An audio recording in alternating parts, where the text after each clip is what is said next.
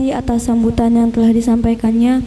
Melanjut kepada acara yang selanjutnya, yakni Mau'izatul Hasanah yang akan dibawakan langsung oleh Rois Syuriah MWC NU Setu kepada Kiai Ismail Rashid. Waktu dan tempat dipersilakan.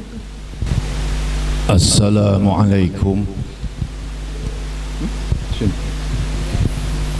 Assalamualaikum warahmatullahi wabarakatuh.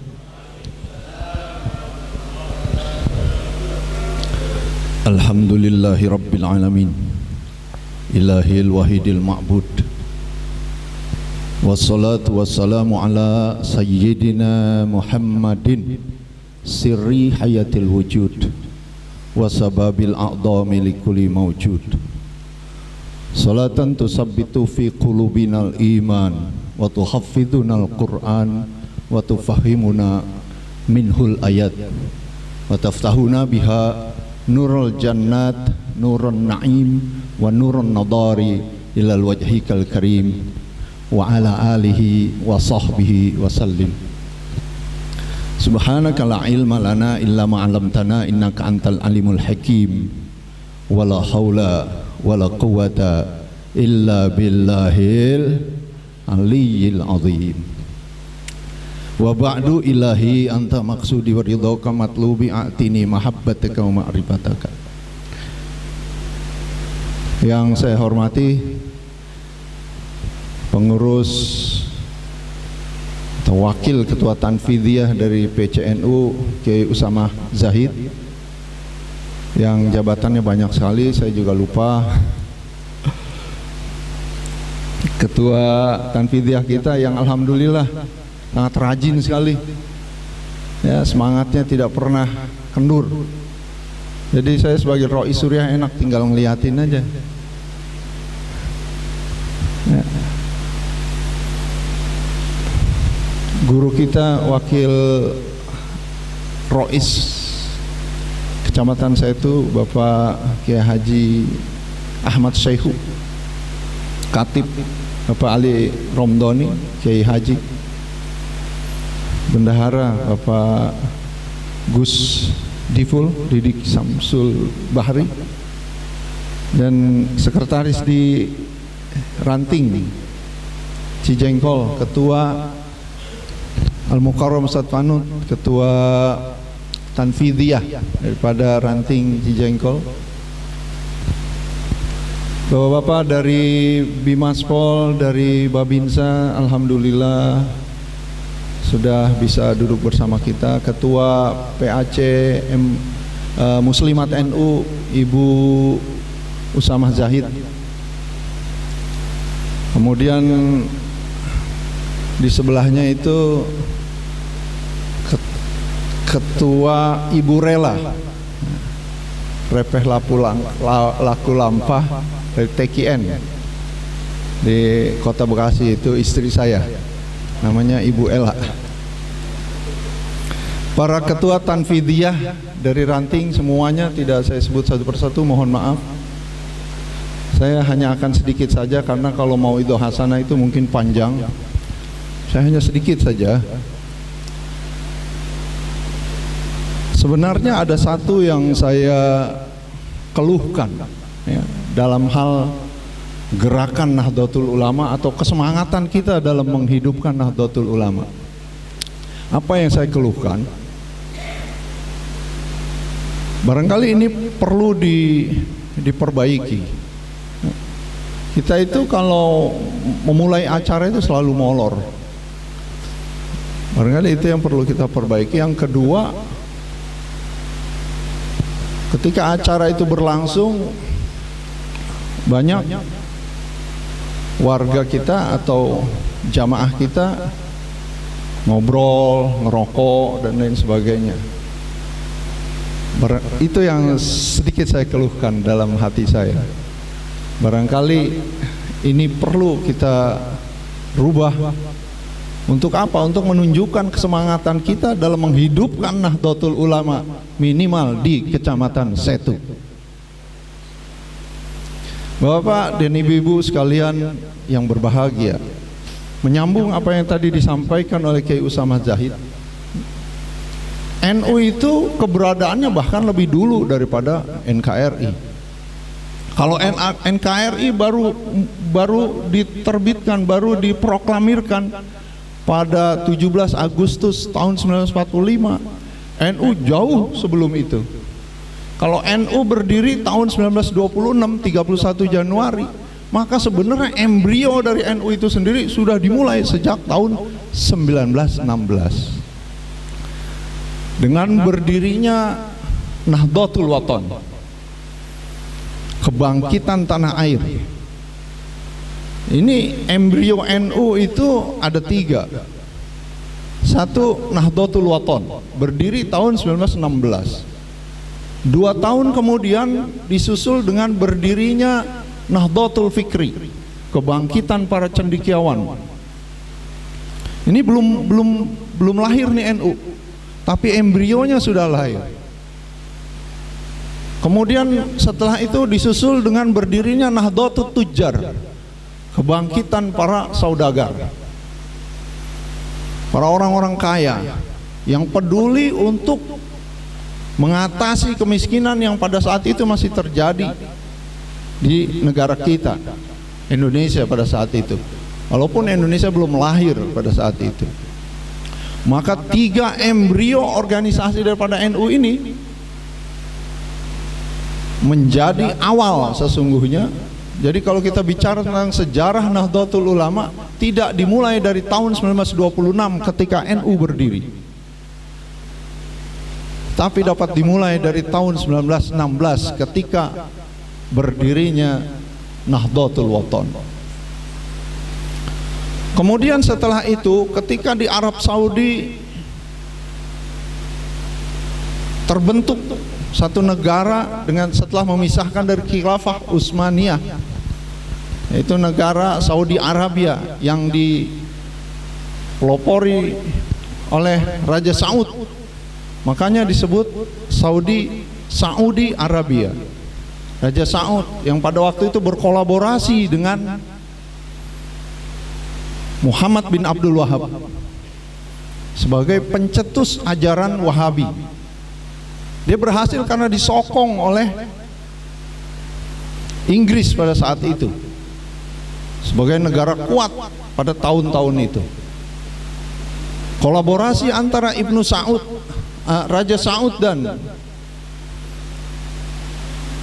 Muhammad bin Abdul Wahab ini kemudian sukses karena didukung oleh kekuatan besar dunia pada saat itu. Raja Saud sebagai pemimpin pemerintahannya, dan kemudian Muhammad bin Abdul Wahab sebagai pencetus ajaran Wahabi menjadi penstempel, tukang stempel, pelegalan dari sisi agama terhadap kebijakan-kebijakan yang diambil oleh Raja Saud. Bapak dan Ibu sekalian, maka salah satu kebijakan yang diambil oleh Raja Saud beserta dengan Muhammad bin Abdul Wahab waktu itu adalah memberantas segala bentuk kesyirikan menurut versi mereka. Salah satunya adalah membongkar, memusnahkan segala warisan-warisan budaya Saudi, budaya Arab pada saat itu, termasuk salah satunya rencana menghancurkan makam Rasulullah SAW. Maka pada saat itu ide itu didukung oleh para modernis Islam di tanah air, di Nusantara. Salah satunya Kiai Haji Ahmad Dahlan. Kemudian Hos Cokro Aminoto sebagai pemimpin PSII pada saat itu mendukung gerakan yang pada saat itu adalah sebuah gerakan baru di Arab Saudi.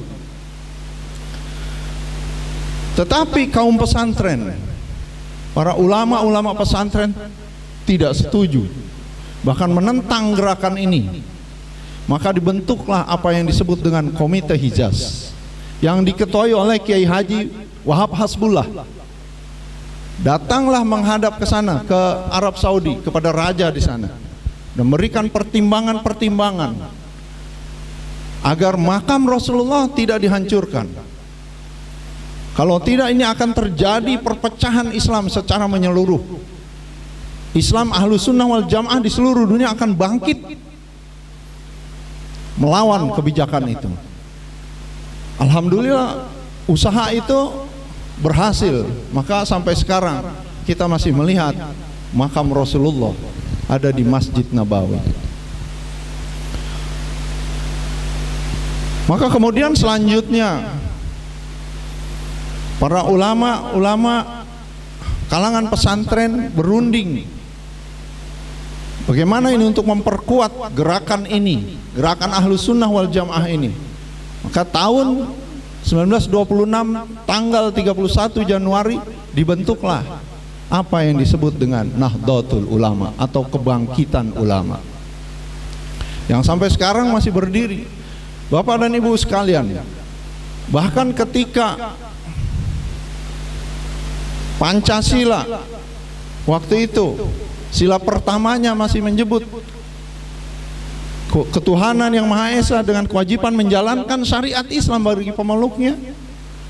Karena ada protes, ada keberatan dari Indonesia Timur melalui salah satu tentara Jepang disampaikan kepada Soekarno, maka Soekarno meminta izinnya kepada Kiai Wahid Hasyim. Bagaimana ini? Akhirnya dengan kelegowoan setuju mengubah poin 1 atau silak 1 daripada Piagam Jakarta hanya menjadi ketuhanan yang Maha Esa. Sebab itulah maka kemudian Indonesia masih berdiri sampai sekarang dengan keberagamannya. Bapak dan Ibu sekalian, dari sejarah singkat yang saya ceritakan itu, maka ada satu sekarang yang ingin kita garis bawahi. Ketika Muhammad bin Abdul Wahab berhasil mendirikan negara Arab Saudi dan berhasil menjadikan ajaran Wahabi sebagai ajaran resmi di Arab Saudi, dan kemudian kebijakan pemerintah Arab adalah menyebarkan, salah satunya menyebarkan ajaran ini ke seluruh dunia, maka mengundang ulama-ulama dari berbagai dunia untuk diberikan beasiswa dan belajar di Arab Saudi, salah satunya di Universitas Ummul Qura. Itulah sebabnya kenapa ajaran Wahabi berkembang sampai sekarang. Di Indonesia sebenarnya sebelum reformasi tidak terlalu berkembang, tapi begitu setelah reformasi tahun 98 semakin berkembang melalui LDK, lembaga dakwah kampus dalam gerakan politiknya. Kemudian mendirikan satu partai, saya tidak sebut partainya di sini. Tetapi perkembangan terakhir perlu kita ketahui, dan ini kabar baik bagi kita menurut saya. Setelah sebelumnya 2014 Raja Salman kecewa dengan pendirian ISIS, kecewa terhadap ulama-ulama Wahabi yang seolah menyetujui pendirian ISIS di Suriah dan Irak. Maka sekarang ketika Arab Saudi dipegang oleh salah satu putranya menjadi pangeran di kerajaan Arab Saudi, yaitu Muhammad bin Salman. Muhammad bin Salman sekarang ini membuat satu kebijakan, salah satunya adalah melarang ajaran Wahabi untuk diikuti. Alhamdulillah. Kalau kita menyebut alhamdulillah, apa kemudian yang kita lakukan? Oleh karena itu saya berharap kiranya PBNU, ya, mungkin melalui beliau Kiai Usamah Zahid, membuat satu rekomendasi kepada pemerintah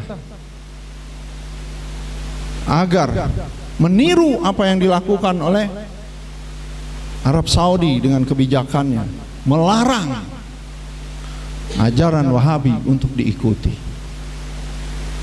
Setuju? Setuju? Setuju? Nah, pusatnya saja di Arab Saudi sudah melarang Sekarang mereka menghentikan suplai dana ke setiap negara bagi pengembangan ajaran Wahabi. Ini menurut saya menjadi momen yang baik bagi pemerintah kita untuk mengikuti, untuk menindaklanjuti. Arab Saudi pusatnya aja berani, masa di sini nggak berani? Siapa yang bisa merekomendasikan itu kepada pemerintah? PBNU. PBNU menurut saya harus mengambil momen ini sebelum ada perubahan politik lagi. Ambil momen ini untuk rekomendasikan kepada pemerintah, larang juga ajaran ini untuk diikuti di Nusantara. Wallahul muwaffiq ila aqwamit thoriq. Wassalamualaikum warahmatullahi wabarakatuh.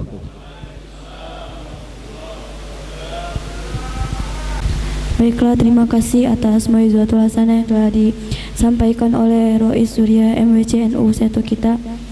Melanjut kepada acara yang berikutnya, yakni pembacaan doa yang akan dibacakan langsung oleh Kiai Haji Syaihu. Kepada beliau waktu dan tempat dipersilahkan. Bismillahirrahmanirrahim. Allahumma shalli ala habibina wa syafiina wa karimina wa dukhirina wa lana Muhammad وسلم رضي الله تبارك عن كل صحابة رسول الله أجمعين. الحمد لله رب العالمين حمدا يوافي ويكفي مزيدا. يا ربنا لك الحمد ولك الشكر ولك الملك وما ينزل وجهك الكريم العظيم سلطانك. اللهم صل على سيدنا محمد الفاتح لما أغلق والخاتم لما سبق ناصر الحق بالحق والهادي إلى صراط المستقيم وعلى آله حق قدر مقداره العظيم. اللهم لك الحمد شكرا ولك المن فضلا ونحن عبيدك رقات المتزل ذلك أهلا. اللهم يا ميسر كل عسير ويا جبير كل كسير ويا صاحب كل فريد مغنى كل فقير ويا مقي كل ضعيف ويا من كل محيف. يسر علينا كل عسير يسر علينا كل عسير يسر علينا كل عسير فتيسر عليك يسير. اللهم يا المحتاج لبيان بتسير حاجاتنا لكثير وأنت عليم بصير. اللهم إنا نخاف منك ونخاف ما يخاف منك ونخاف من لا يخاف منك. نجنا مما لا يخاف بك سيدنا محمد صلى الله عليه وسلم واحرسنا بك لا تنام واخنونا بك لا تنغرم وارحمنا بقدرتنا فلا تهلكنا وأنت رجونا يا برحمتك يا أرحم الراحمين. Ya Allah, ya Tuhan kami, ampunilah segala dosa dan kesalahan kami, dosa dan kesalahan kedua orang tua kami, muslimin muslimat, mukminin mukminat. Ya Allah, ya Tuhan kami, jikalau kesusahan dan kesempitan hidup yang hendak Kau timpakan kepada kami bermaksud untuk menghapus dosa dan kesalahan kami, hapuslah dosa dan kesalahan kami tanpa melalui kesempitan dan kesusahan hidup. Ya Allah, ya Tuhan kami, jikalau kesempitan dan kesusahan hidup yang hendak Kau timpakan kepada kami bermaksud untuk mengangkat derajat kami di dunia dan akhirat, angkatlah derajat kami di dunia dan akhirat tanpa melalui kesempitan dan kesusahan hidup. Ya Allah, ya Tuhan kami, jadikanlah kami semua ya Allah hamba-hamba-Mu yang ahli bersyukur kepada-Mu ya Allah, sehingga kami semua digolongkan oleh-Mu sebagai hamba yang ahli bersyukur menurut-Mu ya Allah.